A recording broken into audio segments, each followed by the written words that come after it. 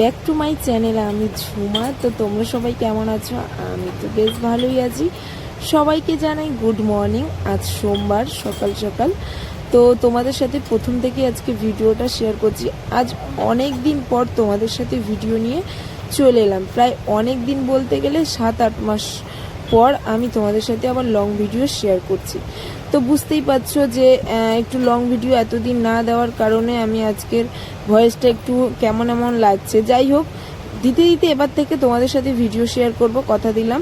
দিতে দিতে এবার হয়তো ঠিক হয়ে যাবে। যাই হোক, দেখো, সোমবার সকালবেলা একটু দেরি করে উঠি। আজকে আমার কাজ নেই, ঘুম থেকে উঠে একটু দেরি করে উঠি, কারণ সে প্রত্যেক সপ্তাহে প্রত্যেক দিন আমি তাড়াতাড়ি উঠে কাজে চলে যাই। সকাল 8টা থেকে দুপুর 2টো অবধি, 2:30 অবধি কাজ করি, আবার বিকেল 4:30 থেকে রাত 9টা অবধি সারাদিন ডিউটিতে থাকি।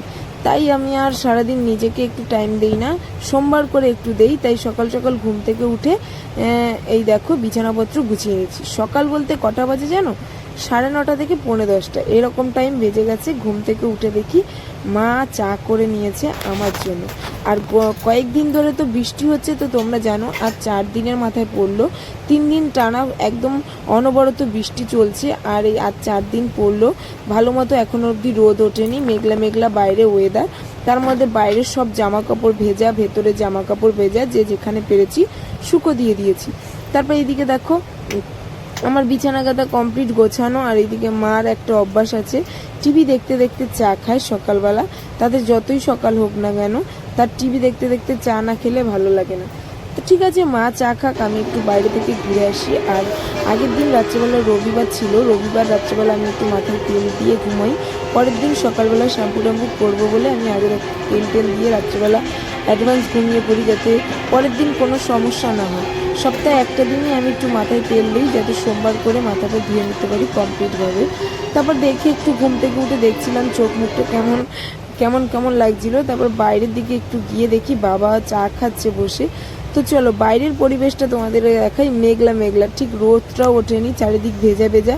আর 3-4 দিন ধরে ভেজা, মানে বুঝতেই পারছো, বৃষ্টিতে চারিদিক ডুবে গেছে আমাদের এদিকে রাস্তাঘাট। তো একটু জল সরার কারণে আমাদের যে চারের যে রাস্তাটা, মানে চলাচলের রাস্তাটা, সেটা একটু এখন জল একটু মানে মানে খালি হয়েছে। পুরো ভর্তি ছিল জলটা, মানে ডোবা ডোবা ছিল। তার জন্য হাঁটাচলা করতেও খুব সমস্যা হতো। এখন একটু জল কমে গেছে, রাস্তার জলও নেই, প্রায় জল একদম কমের পথে। আর উঠে দেখি, তারপর এসে দেখি বাবা বাজার করে চলে এসছে। তারপরে রবিবার রাত্রেবেলা কিছু বোতল জল খালি করে রেখে দিয়েছি, যাতে বোতলগুলো আমি সোমবার পরিষ্কার করতে পারি। পরিষ্কার করে আবার নতুন করে জল আনবো বলে কল থেকে, তার জন্য আমি পরিষ্কার করে রেখে দিয়েছি। এখানে বাবা বাজার থেকে এসে মা চা করে দিয়েছে, তাই চা খাচ্ছে। আর বলতে বলতে দেখো, তোমাদের সাথে কথা বলতে বলতে দেখো 10টা বেজে গেছে। মা এদিকে দুধ বসিয়ে দিয়েছে, আমি একটু তোমাদের এই ক্যামেরা করতে করতেই কাজের ফাঁকে চলে গেলাম। দাঁত ব্রাশ করে মুখ হাত পা ধুয়ে চলে এসেছি। তো দেখো মুখ হাত পা ধুয়ে চলে এসেছি, মায়ের সাথে একটু বসে চা খাবো। মা তো একা একা বসে চা খাচ্ছে, মানে বুঝতেই পারছো আমাকে ওখানে একটু জয়েনিং হতে হবে, নাহলে আমার চাটা ঠান্ডা হয়ে যাচ্ছে পরপর। তারপর মায়ের সাথে এসে বসে পড়লাম চা খেতে। তো আমি সকালবেলা একটা বাজে অভ্যাস, ঘুম থেকে উঠে আগে চা না খেলে আমার কিচ্ছু ভালো লাগে না। পরিবেশটাই যেন অন্যরকমভাবে লাগে। আমার কাজে যাওয়ার আগে আমাকে একটু মা চা করে দেয়, একটুখানি চা খেলেই আমি যেন শান্তি। বিস্কুটও দরকার হয় না, বিস্কুট না হলেও চলবে, চাটা দিলে হবে। তারপর গাইজ দেখো, চেম্বারে কদিন সপ্তাহে ডিউটি করাকালীন আমাদের ওখানে সবজিওয়ালা মাছওয়ালা সবাই আসে আমাকে দিতে মাছ। তো সবজি নেয়নি, কিন্তু মাছটা নিয়েছি। সবজি জোর করে মাছটা আমাকে দিয়ে গেছে। যাই হোক, মাছটা যখন দিয়ে গেছে আমি রেখে দিয়েছি।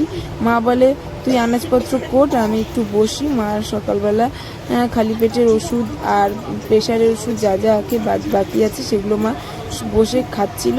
মানে আর আমি মাকে বলেছি তুমি বসো, আমি আনাজগুলো কুটে দিই, মাছটাও কুটে দিই। ফ্রিজ থেকে বের করে মাছটা রেখেছি নুন সবে জল দিয়ে। আর বাবা বাঁধাকপি নিয়ে এসছে। আমি এবার বললাম, বাবা বললো যে বাঁধাকপি রান্না কর, আজকে বাঁধাকপি চিংড়ি মাছ দিয়ে রান্না হবে। তো তাই বাবা বাঁধাকপি বাজার থেকে নিয়ে চলে এসছে, একটা অর্ধেক মতো। এখন বাঁধাকপির খুব মানে দাম, তোমরা তো সবই জানো। এখন সিজন না বাঁধাকপির, শীতকালের দিকে বাঁধাকপির সিজন থাকে।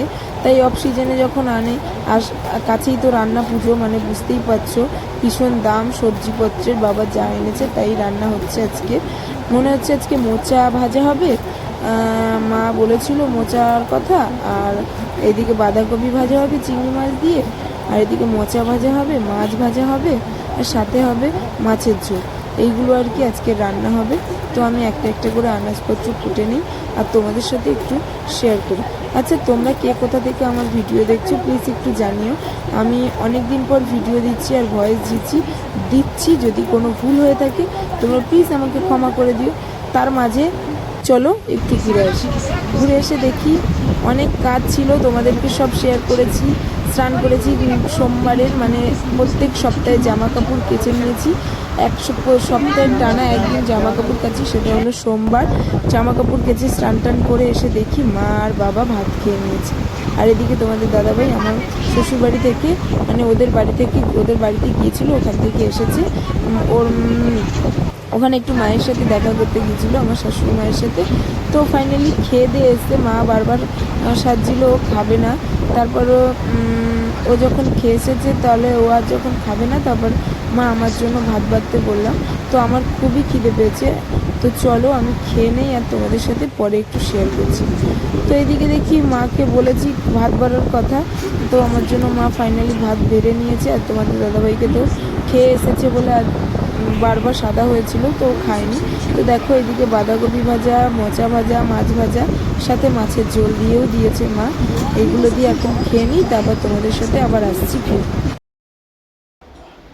বন্ধুরা, খাওয়া দাওয়া করে এই জাস্ট এলাম, একটু শর্ট ভিডিও বানাচ্ছিলাম আর সেটা আর কি তোমাদের সাথে একটু শেয়ার করছিলাম।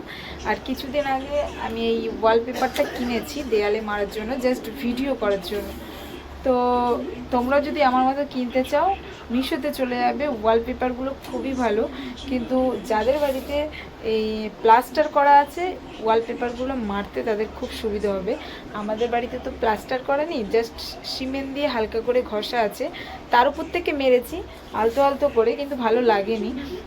যদি প্লাস্টার করা থাকে পুরো ঘরটা তাহলে দেয়ালে মারতে সুবিধা হয় আর দেয়ালের গায়ে একদম বসে যায়। তো আমার দেয়ালটা একটু মানে পুরোটা সিমেন্ট দিয়ে ঘেরা নয়, যার জন্য একটু অল্প অল্প হালকা হালকা লেগেছে আর পুরো ভাগটাই উঠে আছে। যাই হোক, আমার তো বেশ ভালো লেগেছে। যেমন ঘর তেমন জিনিস নিয়েই আমি থাকতে ভালোবাসি। আমরা গরিব মানুষ, অত বেশি ভগবান দেয়নি, আর আমার ক্রিয়েটাররাও আমাকে অতটা বেশি ভালোবাসেনি যে যার জন্য আর কি আমি এত বড় হয়ে যাব, আমার ঘর বাড়ি করে ফেলবো। তোমাদের আশীর্বাদে একদিন ঠিক করব। তো যদি আমি তোমাদের মতো একটু বড় হতে পারি, তোমরা একটু আশীর্বাদ করো যেন আমি তোমাদের মতো একটু বড় হতে পারি। তো চলো এই অবধি ভিডিওটা, আবার পরে আসছি তোমাদের সাথে, পরে আবার কথা বলছি। তো গাইস, আজকে পুজোর শপিং করতে যাচ্ছি। অনেকদিন পর সাজুগুজু করলাম, তোমাদের সাথে একটু শেয়ার করলাম, তোমরা বলবে কেমন লাগছে আমার। তো জিন্স পরেছি আর এই টপটা পরেছি, অনেক দিন পর পরলাম। তো চলো বাজারে যাই আর কি শপিং করি সেটা তোমাদের সাথে একটু শেয়ার করি।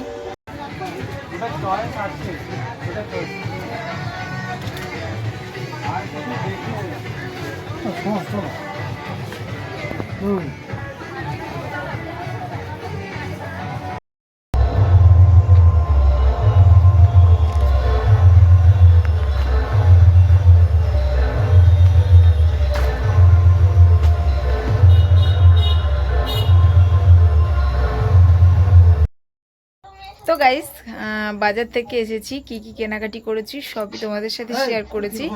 তো কেমন হয়েছে কেনাকাটিগুলো?